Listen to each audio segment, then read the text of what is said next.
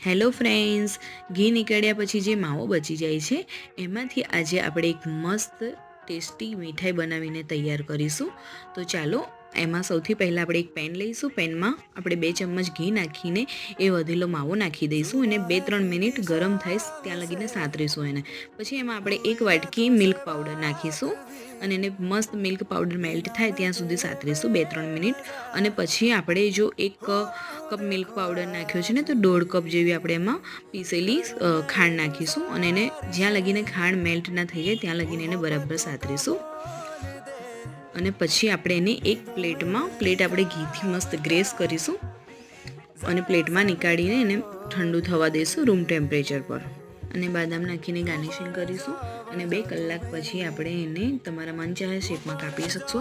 અને તમે મને કમેન્ટમાંથી જરૂર કહેજો કે તમને મારી રેસીપી કેવી લાગી. લાઈક કરો, શેર કરો, સબસ્ક્રાઈબ કરો. Thank you.